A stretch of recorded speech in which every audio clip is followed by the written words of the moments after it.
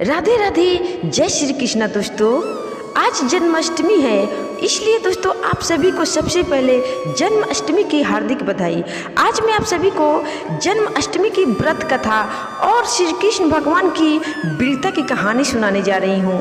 इस कथा को सुने बिना जन्माष्टमी की व्रत कथा अधूरी मानी जाती है, इसलिए दोस्तों इस कथा को पूरे अंत तक जरूर सुनिएगा। इस कहानी में बाल रूपी श्री कृष्ण भगवान की अद्भुत लीलाओं की कहानी सुनने को मिलेगी। साथ में आपको कई बड़े बड़े मायावी राक्षसों की वध की कहानी सुनने को मिलेगी, इसलिए दोस्तों इस कहानी को पूरे अंत तक जरूर सुनिएगा। इस कहानी को सुनने से श्री कृष्ण भगवान प्रसन्न होते हैं और आपकी सभी मनोकामनाएं जरूर पूरा करेंगे। तो आइए दोस्तों इस कहानी को शुरू करते हैं। द्वापर युग में भोजवंशी राजा उग्रसेन मथुरा में राज करता था। उसका एक अत्याचारी पुत्र था जिसका नाम था कंस।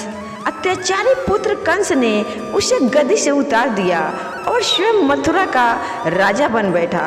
कंस की एक बहन थी जिसका नाम था देवकी, जिसका विवाह वासुदेव नामक यदुवंशी सरदार से हुआ था। कंस अपनी बहन देवकी से शुरू में बहुत प्यार करता था। एक समय कंस अपनी बहन देवकी को उसकी ससुराल पहुंचाने जा रहा था। रास्ते में आकाशवाणी हुई, हे कंस, जिस देवकी को तू बड़े प्रेम से ले जा रहा है उसी में तेरा काल बसता है। इसी के गर्भ से उत्पन्न 8वां बालक तेरा वध करेगा। यह सुनकर कंस वासुदेव को मारने के लिए उद्यत हुआ। तब देवकी ने उससे विनय पूर्वक कहा, मेरे गर्भ से जो संतान होगी उसे मैं तुम्हारे सामने ला दूंगी। बहनोई को मारने से क्या लाभ होगा। कंस ने देवकी की बात मान ली और मथुरा वापस चला आया। उसने वासुदेव और देवकी को कारागृह में डाल दिया। वासुदेव देवकी के एक एक करके 7 बच्चे हुए और 7 को जन्म लेते ही कंस ने मार डाला। अब 8वां पुत्र होने वाला था। कारागार में उन पर और कड़े पहरे बैठा दिए गए। उसी समय नंद की पत्नी यशोदा को भी बच्चा होने वाला था। उन्होंने वासुदेव देवकी के दुखी जीवन को देख 8वें बच्चे की रक्षा का उपाय रचा। जिस समय वासुदेव देवकी को पुत्र पैदा हुआ उसी समय संयोग से यशोदा के गर्भ से एक कन्या का जन्म हुआ, जो और कुछ नहीं सिर्फ माया थी। जिस कोठरी में देवकी वासुदेव कैद थे उसमें अचानक प्रकाश हुआ और उनके सामने शंख चक्र गदा पद धारण किए चतुर्भुज भगवान प्रकट हुए। दोनों भगवान के चरणों में गिर पड़े। तब भगवान ने उनसे कहा, अब मैं पुनः नवजात शिशु का रूप धारण कर लेता हूँ। तुम मुझे इसी समय अपने मित्र नंद जी के घर वृंदावन में भेजाओ और उनके यहाँ जो कन्या जन्मी है उसे लाकर कंस के हवाले कर दो। इस समय वातावरण अनुकूल नहीं है, फिर भी तुम चिंता ना करो। जागते हुए पहरेदार सो जाएंगे। कारागृह के फाटक अपने आप खुल जाएंगे और उफनती अथाह यमुना तुमको पार जाने का मार्ग दे देगी। उसी समय वासुदेव नवजात शिशु रूप श्री कृष्ण को सूप में रखकर कारागृह से निकल पड़े और अथाह यमुना को पार कर नंद जी के घर पहुँचे। वहाँ उन्होंने नवजात शिशु को यशोदा के साथ सुला दिया और कन्या को लेकर वापस यहाँ मथुरा में आ गए। कारागृह के फाटक पूर्ववत बंद हो गए। अब कंस को सूचना मिली कि वासुदेव देवकी का 8वां बच्चा जन्म ले चुका है। उसने बंदी गृह में जाकर देवकी के हाथ से नवजात कन्या को छीनकर पृथ्वी पर पटक देना चाहा, परंतु वह कन्या आकाश में उड़ गई और वहां से कहा, अरे मूर्ख, मुझे मारने से क्या होगा।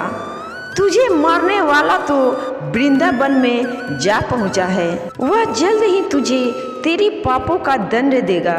यह है दोस्तों श्री कृष्ण भगवान की जन्म की कथा।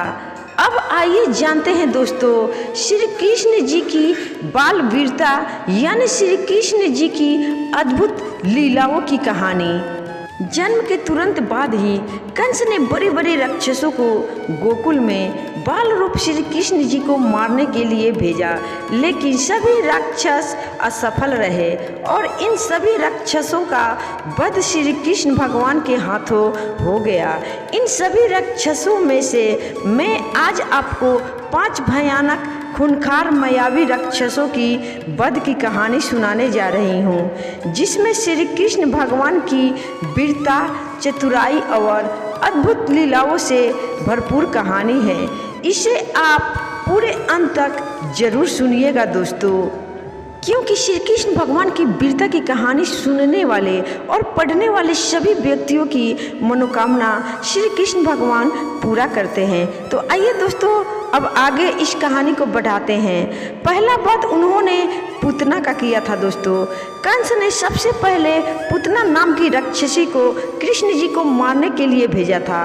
पूतना कृष्ण को स्तनपान कराते समय विष देकर मार डालना चाहती थी। पूतना सुंदर स्त्री के भेष में पहुंची और बाल कृष्ण को स्तनपान कराने लगी। कृष्ण ने स्तनपान करते समय ही पूतना का वध कर दिया। दूसरा वध दोस्तों तृणावर्त का हुआ। पूतना के वध का समाचार सुनकर कंस ने तृणावर्त नाम के राक्षस को भेजा। ये भवंडर का रूप धारण करके बड़े बड़े पेड़ों को भी उखाड़ देता था। तृणावर्त भवंडर के रूप में पहुंचा और बाल कृष्ण को भी उड़ा ले गया। तब कृष्ण जी ने अपना भार बहुत बड़ा कर दिया, जिसे तृणावर्त संभाल नहीं सका।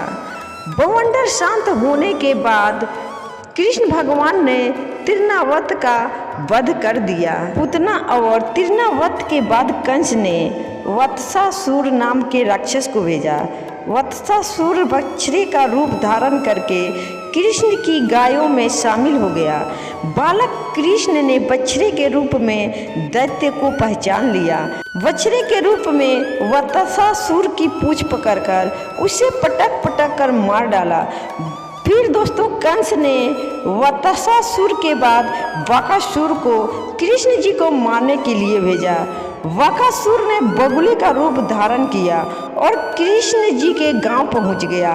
बगुले ने बाल कृष्ण को निगल लिया था। कृष्ण जी ने बगुले को चीरकर बकासुर का वध कर दिया। यह समाचार सुनकर कंस और क्रोधित हो गया और उसने अघासुर को कृष्ण भगवान को मारने के लिए भेजा। अघासुर पूतना और बकासुर का छोटा भाई था। अघासुर ने बहुत बड़े अजगर का रूप धारण किया। जहाँ कृष्ण अपने मित्रों के साथ खेलते थे, वहीं ये अजगर मुंह खोलकर गुफा के समान बन गया। कृष्ण के सभी मित्रों को लगा कि ये कोई गुफा है। गुफा खेलने के लिए कृष्ण और उनके साथी अघासुर के मुंह में प्रवेश कर गए। इसके बाद अजगर ने अपना मुंह बंद कर लिया। तब श्री कृष्ण जी ने अपना शरीर विशाल कर लिया और अघासुर का वध करके सभी साथियों को बचा लिया। तो दोस्तों ये थी जन्माष्टमी की व्रत कथा और श्री कृष्ण भगवान की बाल वीरता की कहानी। अगर आपको यह कहानी अच्छी लगी हो तो इस कथा को लाइक शेयर जरूर करिएगा और कमेंट में राधे राधे जय श्री कृष्णा जरूर लिखिएगा दोस्तों। आज के लिए इतना ही तक दोस्तों, फिर मिलूंगी किसी और धार्मिक कहानी के साथ। तब तक के लिए आप सभी को बाय बाय, धन्यवाद।